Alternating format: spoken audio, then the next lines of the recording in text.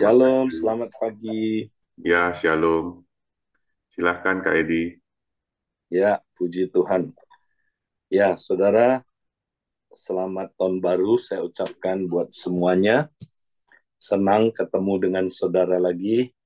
Nah, saudara, kita di KTC ya, tahun ini kita sudah dapat fokusnya ya, yaitu pemuritan dalam keluarga rohani.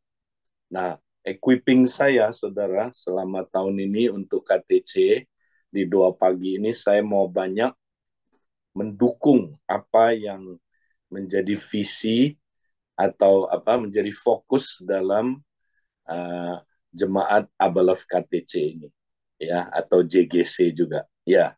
Nah, saudara, karena itu hari ini saya tergerak untuk menyampaikan di awal tahun ini satu tema untuk mendukung visi atau fokus saudara tahun ini ya, yaitu saya ingin sampaikan tentang prinsip-prinsip pemuritan. Nah, hari ini kita mau lihat, saudara, apa yang Alkitab ajarkan tentang pemuritan. Bagaimana ya kita memuridkan orang, ya bagaimana kita dimuridkan. Nah, ini prinsip pemuritan. Ya, simpel sekali. Prinsip-prinsip ini diambil dari Rasul Paulus, ya Rasul Paulus dalam Kolose pasal yang ke 1, kita akan baca 2 ayat saja. Nah, ini penting sekali, saudara. Inilah yang menjadi prinsip dasar pelayanannya Paulus. Ini yang menjadi fokus dia, saudara. Dia tajam sekali. Ini yang dia, saudaraku, lakukan di mana-mana. Nah, saudara, ini juga yang menjadi prinsip kita dalam pemuritan. Kolose 1:28-29 bilang, dialah yang kami beritakan apabila tiap-tiap orang yang kami nasihati dan tiap-tiap orang kami ajari dalam segala hikmat untuk memimpin tiap-tiap orang kepada kesempurnaan dalam Kristus. Itulah yang kuusahakan dan kugumulkan dengan segala tenaga sesuai dengan kuasanya yang bekerja dengan kuat di dalam aku. Nah, saudara-saudara, jadi kalau kita lihat 2 ayat ini, saudara, kita bisa menemukan 5 prinsip pemuritan yang Paulus terapkan, saudara. Nah, ini juga 5 prinsip yang kita bisa terapkan dalam kita memuridkan, ya, saudaraku, dan kita juga dimuridkan, ya. Nah, saudara, kita lihat yang pertama, hati dari pemuritan, the heart of discipleship. Apakah hati pemuritan itu, saudara? Yaitu memberitakan Kristus. Ya, kita harus bawa orang ketemu Kristus, bukan membawa orang ketemu kita. Nah, ini, saudara, yang banyak keliru dalam pemuritan. Ya, banyak pemuritan kita bawa orang supaya dia ya berfokus ke kita. Itu salah, itu pemuritan yang salah, saudara. Kita mesti bawa orang berfokuskan Kristus. Ya, kalau saudara bawa orang berfokus ke diri saudara, nah itu nanti jadi controlling. Makanya banyak pemuritan itu controlling, saudara. Ya, jadi kita bilang kamu murid saya. Nah, itu dia. Bukan, saudara. Kita tidak jadikan orang murid kita. Kita jadikan orang murid Kristus. Nah, ini penting, saudara, ya. Jangan salah dalam pemuritan.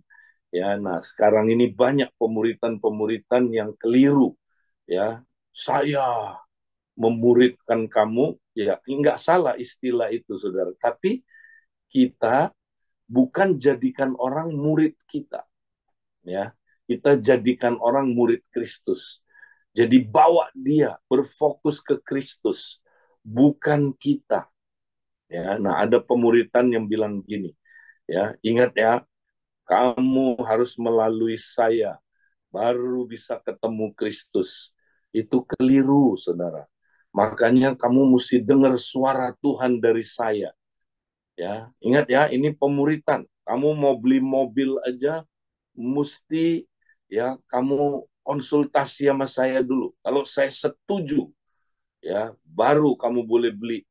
Ingat ya, mau nikah juga kawin sama siapa, tanya saya dulu. Kalau saya nggak setuju, nggak boleh kamu nikah sama orang itu. Nah, itu kita bawa orang ke kita, bukan bawa orang ke Kristus. Mestinya gimana, saudara, kalau mau beli mobil, mau menikah? Ya, kita belajar prinsip-prinsip firman. Nah, apa kata Kristus? Ya, kebijaksanaannya. Kalau kita mau beli sesuatu, mari kita lihat apa kata Kristus, ya kan? Bawa orang supaya dia mendengar suaranya Kristus, yaitu firman Tuhan. Ya, bukan apa yang kita, saudara, suara Tuhan lewat kita. Karena dia bisa dengar suara Tuhan. Saudara nggak boleh kontrol orang. Ya, sorry, kalau ada orang yang pemuritan begitu di Abalov, nah, kita panggil aja, saudara. Nanti ditengking rame-rame oleh penatua, saudara ya. Nggak boleh kontrol orang. Oke? Nah, ini penting, saudara. Itulah esensinya pemuritan. Kita bawa orang ketemu Kristus. Kita memberitakan Kristus. Membuat Kristus jadi center, pusat. Itu dia. Nah, sekarang caranya. Cara pemuritan itu apa, saudara? Yaitu menasehati dan mengajar dengan segala hikmat. Ya, jadi caranya menasehati dan mengajar dengan segala hikmat. Nah, menasehati di sini, saudara, itu persis ya kata konseling. Jadi menasehati itu konseling. Jadi sebenarnya pemuritan itu bukan ngajar-ngajar satu arah, bukan konseling. Ya, jadi konseling itu apa? Membimbing orang, ya, membimbing orang supaya mencapai tujuannya. Ya, kamu udah capai belum tujuannya? Ya belum. Apa yang kamu mau capai? Jadi kita pakai pertanyaan. Oh, saya mau capai ini, ya. Nah, kemudian ya kamu udah udah bisa tahu nggak yang kamu mau capai itu? Kamu udah tahu belum? Jelas, jelas. Ya, gimana cara kamu mencapainya? Nah, si orang yang saudara memuridkan, dia membimbing orang itu seperti konseling supaya dia mencapai tujuannya. Nanti kita lihat goalnya pemuritan apa, ya. Jadi menasehati, konseling sebenarnya, ya. Nah, mengajar di sini bukan kayak ngajar teologi ya, ini itu nggak salah, saudara. Tapi pemuritan bukan bukan begitu, bukan sekedar mengajar begitu, bukan. Mengajar di sini adalah ya menjelaskan kepada mereka bagaimana ya mereka bisa mencapai goal mereka ya dengan apa, saudaraku, ya dengan hikmat, dengan segala hikmat. Nah, hikmat ini apa, saudara? Hikmat adalah kemampuan untuk ya untuk mengaplikasikan kebenaran. Ya, Ed Cole bilang gini, saudara. Ya, pengertian adalah kemampuan untuk mengerti kebenaran. Tapi hikmat adalah apa? Kemampuan untuk mengaplikasikan kebenaran. Jadi seorang pemurid, saudara, dia harus bisa mengajar dengan segala hikmat. Artinya apa, saudara?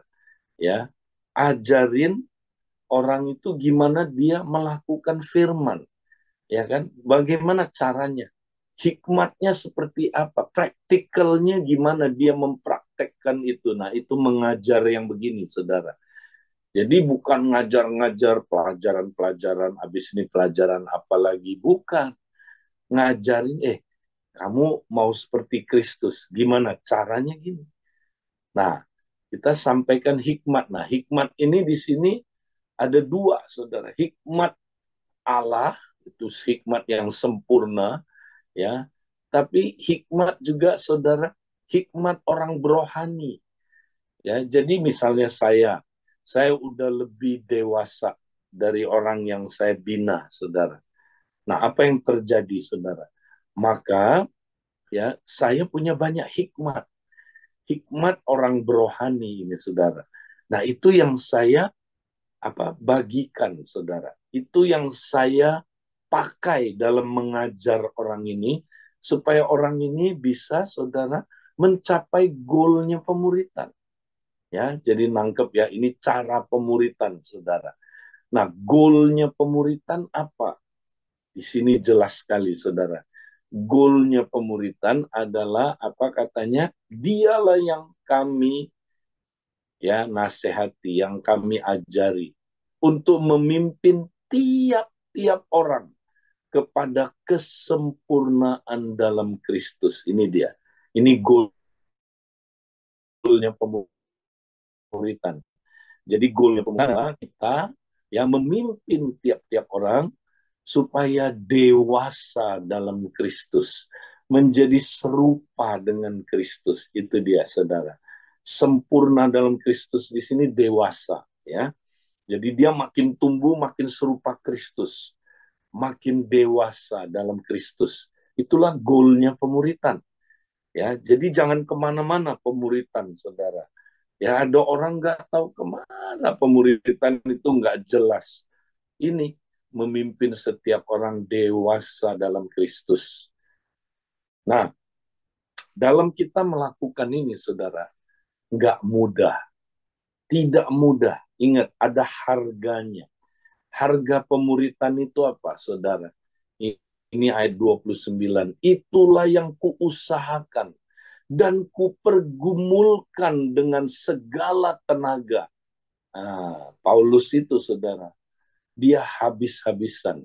Dia berusaha dan bergumul dengan segala tenaga. Berapa tenaga? Segala tenaga. Ya, saudara. Jadi pergumulan dan usaha yang keras. Saudara, kalau nggak sungguh-sungguh bayar harga, saudara nggak bisa memuridkan orang dan dimuridkan, saudara. Nggak bisa. Jadi kita mesti benar-benar bayar harga. Nah, Paulus itu, saudara, ini aja fokus hidupnya. Jadi dia bukan dipanggil jadi pengkhotbah, bukan, saudara. Ya, sekarang orang Kristen, ngapain kamu dipanggil jadi pengkhotbah? Kamu ngapa? Pengajar. Itu mah karunianya, saudara. Tapi ya, yang kita harus fokus adalah kita sedang memuridkan orang. Ya, itu dia, saudara. Kita sedang memuridkan orang. Itu fokusnya, bukan pengkhotbahnya, bukan pembicaranya, bukan pengajarnya, bukan. Mungkin saudara ngajar, mungkin saudara khotbah, ya, waktu saudara memuridkan orang, tapi ya saudara, yang menjadi fokus kita harus seperti Paulus, ya. Nah, Paulus ini, saudara, dia habis-habisan kalau pemuritan itu. Saudara habis-habisan nggak? Nah, kalau nggak habis-habisan, nggak bisa, saudara. Ya, banyak orang makanya gagal dalam pemuritan, baru setengah jalan aja udah nyerah. Capek Pak Edi, kok nggak ada hasilnya ya? Kan gitu kan? Memang, saudara, nggak gampang. Ya, pemuritan itu, ya, itu yang paling sukar, saudara. Ya, memuridkan orang itu sulit sekali. Kita harus bayar harga habis-habisan, segala tenaga. Ya, nah, Paulus kok kerja keras, saudara, tapi dia nggak pernah burn out. Nah, banyak orang hari-hari ini, saudara, hamba Tuhan, anak Tuhan, kerja keras, burn out. Ya, nah, nanti kita lihat memang ada hal-hal yang kita mesti praktekkan supaya kita nggak burn out. Ya, tapi di sini konteksnya, saudara, dalam pemuritan, kenapa Paulus tidak burn out, tidak nyerah, ya, tidak capek hati, terus udahlah nggak mau lagi pemuritan. Enggak, saudara, dia kerja keras, dan berhasil, saudara. Nah, kenapa, saudara? Karena ada kuasa yang Tuhan berikan dalam pemuritan. Ini dia, saudara. Ada janji Tuhan buat saudara yang melakukan pemuritan. Ada kuasa Tuhan, yaitu kuasa yang bekerja dengan kuat. Perhatikan, dengan kuat. Sekali lagi, dengan kuat di dalam kita.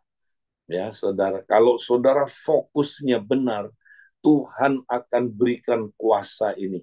Ya, seperti yang Yesus katakan, ya, segala kuasa di sorga di bumi telah diberikan kepadaku. Karena itu, pergilah, jadikan sekalian bangsa muridku. Ingat, Tuhan janji menyertai orang yang melakukan pemuritan, menyertai orang yang, saudaraku, ya, fokusnya benar memuridkan. Dia menyertai orang yang demikian dengan kuasa yang bekerja dengan kuat di dalam kita, ya. Tapi kalau yang lain Tuhan nggak janji, saudara, ya, makanya saudara jangan lakukan hal-hal yang nggak Tuhan fokuskan. Tuhan fokusnya pemuritan. Nah, mari kita, saudaraku, lakukan ini. Nah, dari 5 prinsip ini, saudara, ya. Nah, mari kita lihat, saudara, gambar besarnya pemuritan. Next. Jadi proses pemuritan atau pembapaan, ya, ini pemuritan dalam arti kata pemuritan pembapaan. Ya, pemuritan itu luas, saudara, ya. Saya ikut Yesus tiap hari, belajar dari Yesus, itu pemuritan. Ya, di kelas saya lagi di training itu bisa pemuritan. Ya, ibadah raya pun saya ikut itu bisa pemuritan, saudara.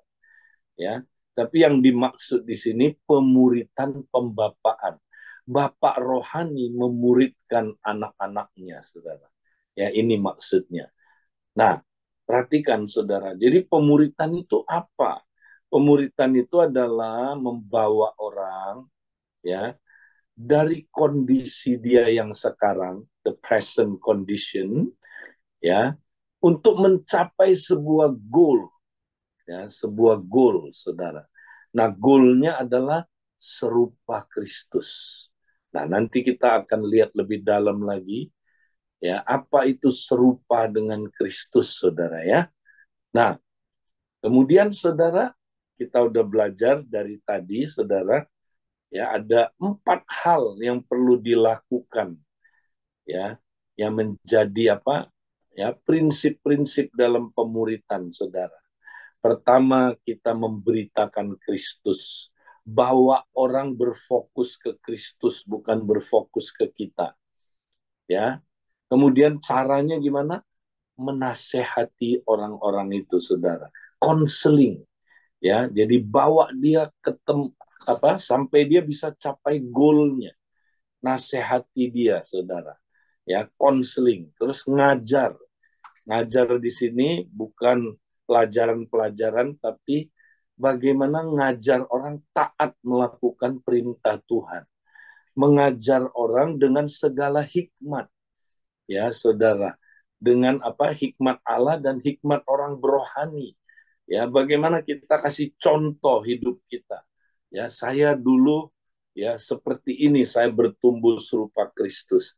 Ini yang saya praktekkan, ya, supaya saya bisa serupa Kristus.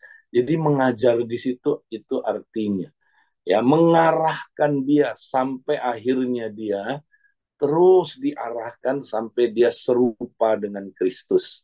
Nah, sekarang kita lihat, saudara, pemuritan itu bagaimana pelaksanaannya, saudara.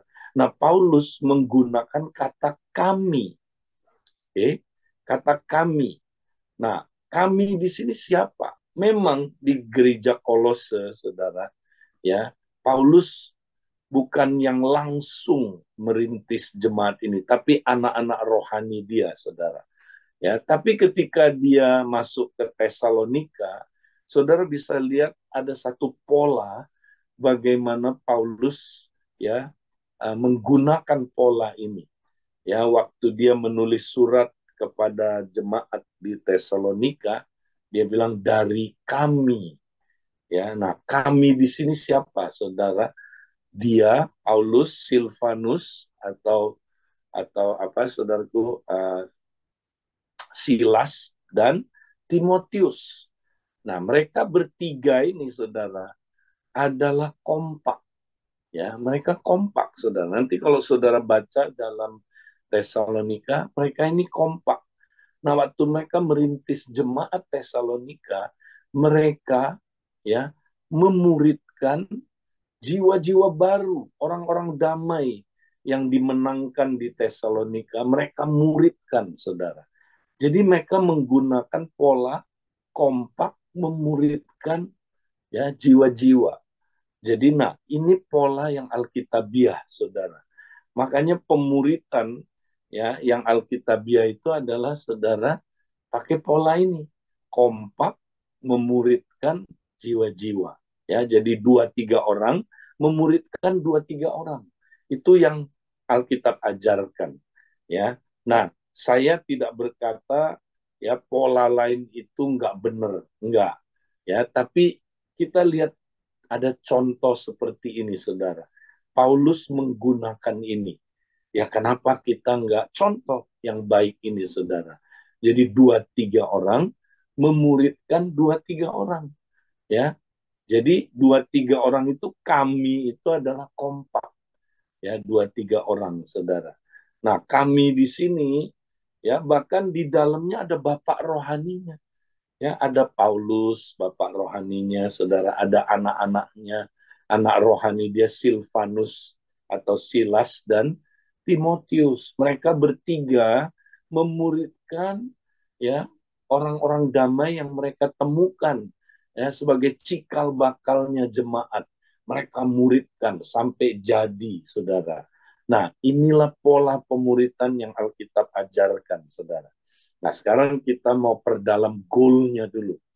Ya, goalnya pemuritan adalah bawa mereka serupa dengan Kristus, dewasa dalam Kristus, saudara. Ya, nah 1 Yohanes 2 ayat yang ke-6, mari kita lihat ya, saudara, dikatakan apa? Next, berikutnya, nanti kita balik lagi ke sini. Berikutnya bisa. Nah, apa itu pemuritan, saudara? Ya, inilah pemuritan di mana kita hidup sama seperti Kristus telah hidup. Ya, inilah pemuritan, saudara. 1 Yohanes 2 ayat 6, barang siapa mengatakan bahwa ia ada di dalam dia, nah, saudara ada di dalam dia enggak? Ada di dalam Kristus enggak? Artinya saudara lahir baru, saudara udah percaya dia. Kalau saudara udah percaya dia lahir baru, ia wajib hidup sama seperti Kristus telah hidup. Ya, inilah pemuritan, saudara. Begitu saudara udah diselamatkan, saudara tujuan hidupnya adalah hidup sama seperti Kristus telah hidup. Ya, nah itulah pemuritan, saudara. Pemuritan adalah kita mesti terus belajar hidup sama seperti Kristus telah hidup. Ya, nah ini goalnya pemuritan. Ya, nah pertanyaannya, saudaraku, Kristus hidup seperti apa? Ya, nah kita kembali ke gambar besar tadi, saudara. Ya, next. Nah, lihat, saudara. Jadi Kristus hidup ya itu adalah, saudara, dia mempraktekkan gaya hidup up, in, sama out. Nanti kita lihat lebih dalam lagi. Ya, jadi pemuritan itu, saudara, adalah bawa orang supaya dia serupa dengan Kristus. Nah, serupa dengan Kristus ini ya adalah apa? So, dimulai dengan kita mencontoh gaya hidupnya Kristus. Ya, nah gaya hidupnya Kristus tiga itu: up, hubungan dia dengan Bapa; in, hubungan dia dengan sesama, dengan murid-muridnya, ya; dan out, hubungan dia dengan orang yang terhilang, saudara. Nah, itu gaya hidupnya Yesus. kita mesti contoh gaya hidupnya dia, ya. Nah, kalau kita contoh gaya hidupnya dia terus, saudara, maka lama-lama, ya, saudara, kita mulai ngalamin hidupnya Kristus. Ya, kita ngalamin hidupnya Kristus, hidup yang berkelimpahan itu, saudara. Ya, kita akan ngalamin apa, saudara? Hidup yang serupa dengan Kristus. Apa yang terjadi, saudara? Ya, kita akan mengalami, ya, kudus hidupnya seperti Kristus kudus. Kita akan hidup, ya, dengan penuh kasih seperti Kristus hidup penuh kasih, karena dialah sang kasih itu sendiri. Kita akan hidup penuh kebenaran, ya, seperti Kristus kebenaran itu sendiri, ya, saudara.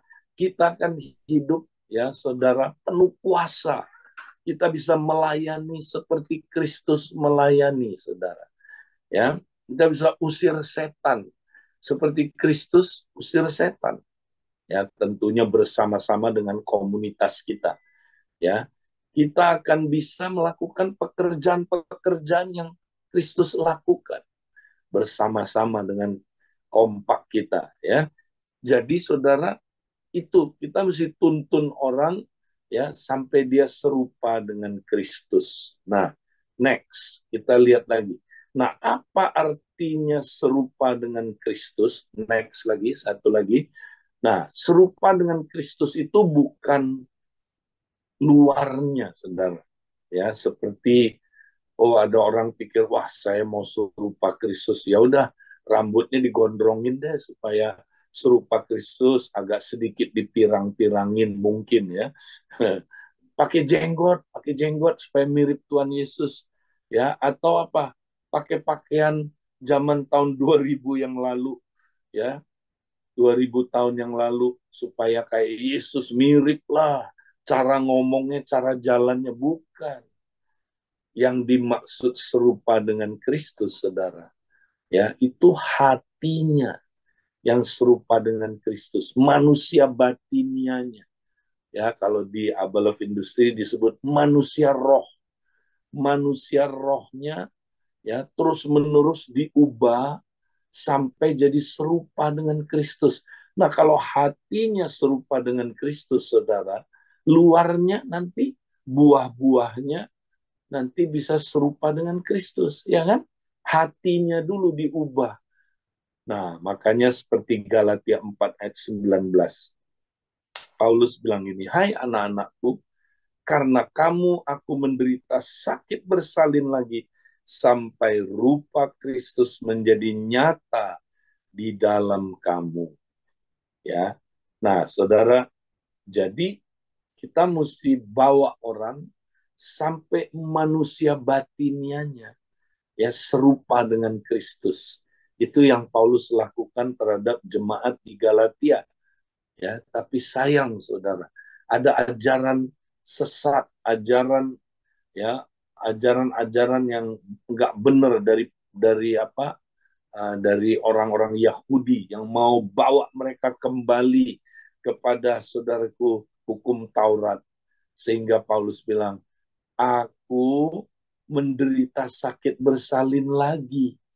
Jadi dia mesti ulang lagi, saudara, ya, karena udah dirusak gambar Kristus yang mestinya sudah ada dalam diri mereka, tapi dirusak oleh ajaran palsu ini.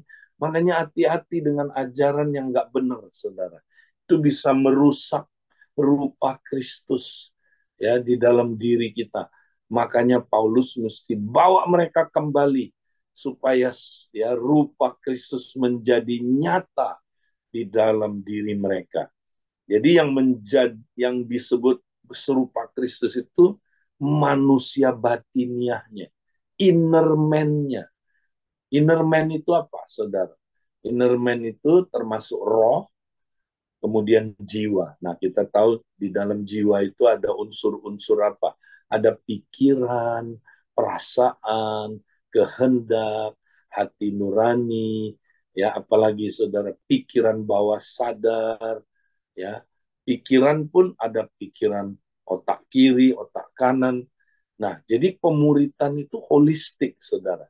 kita bawa orang itu sampai semua ruang-ruang hatinya, saudara, ya itu dikendalikan oleh Kristus, supaya Kristus ya rupanya menjelma dalam dirinya, menjadi nyata di dalam diri dia. Nah, itulah pemuritan, saudara. Ya, nah sekarang kita perdalam sedikit lagi, ya, saudara, apa goalnya ya kita pemuritan, ya, yaitu kita hidup sama seperti Kristus telah hidup, ya, next. Nah, saudara, jadi pemuritan itu pertama, ya, tadi goalnya kan hatinya berubah kan. Nah, caranya gimana, saudara? Ya, mulai dengan kita menjadi pemagang, menjadi apa, saudara, orang yang belajar di lapangan dengan Yesus, sampai kita memiliki hati dan gaya hidupnya Yesus. Ya, hati kita tadi kita udah belajar, hatinya serupa Kristus. Nah, tapi gaya hidupnya jangan lupa, saudara.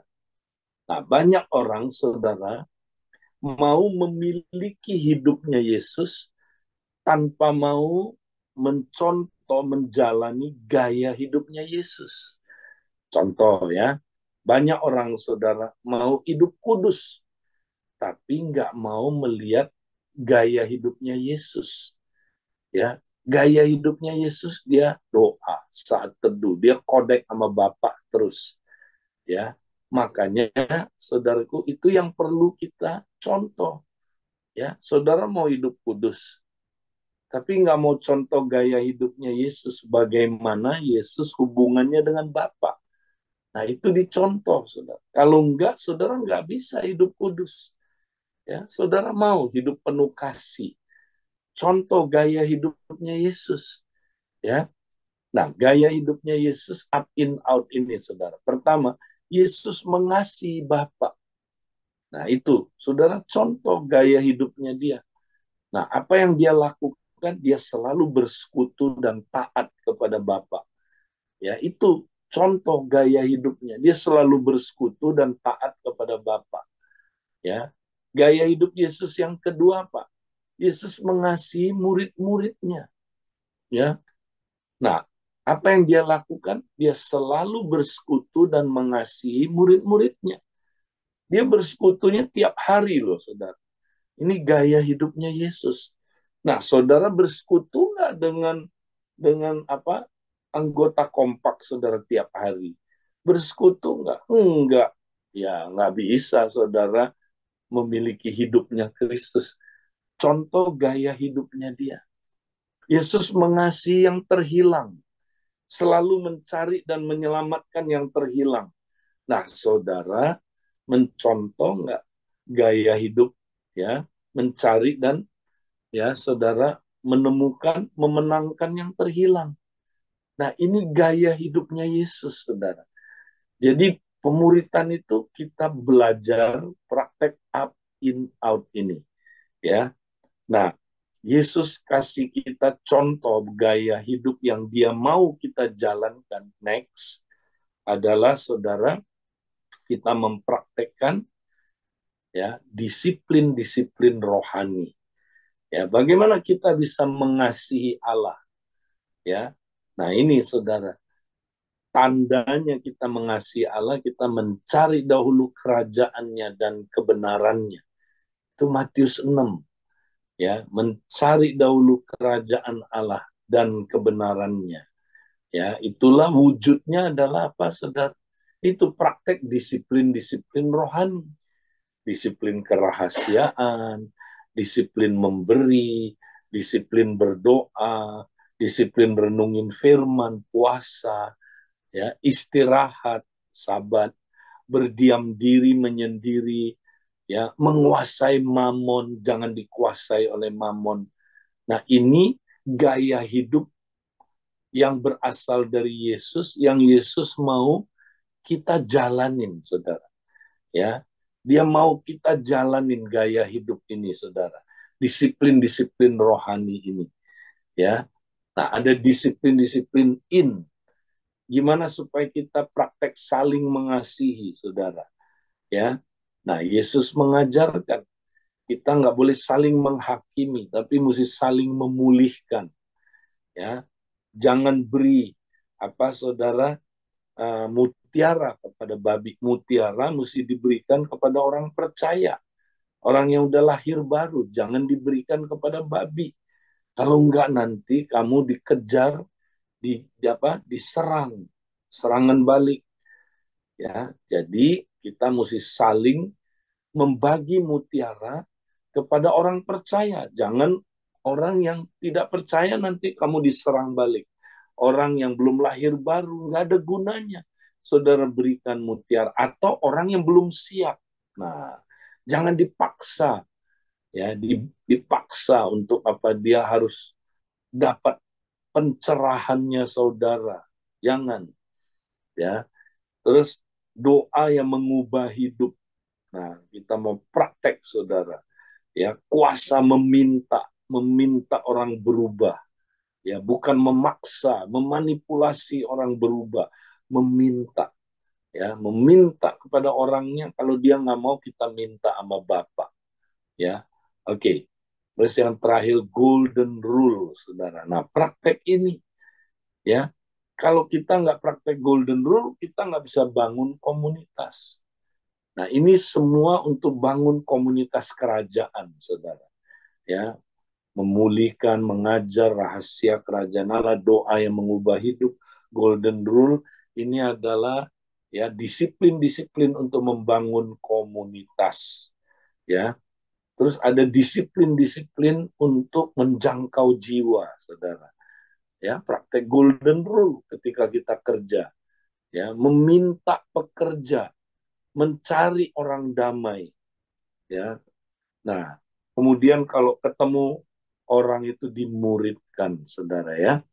Nah, jadi ini adalah disiplin-disiplin yang Yesus ajarkan, berasal dari dia mau kita praktekkan, saudaraku, disiplin-disiplin ini.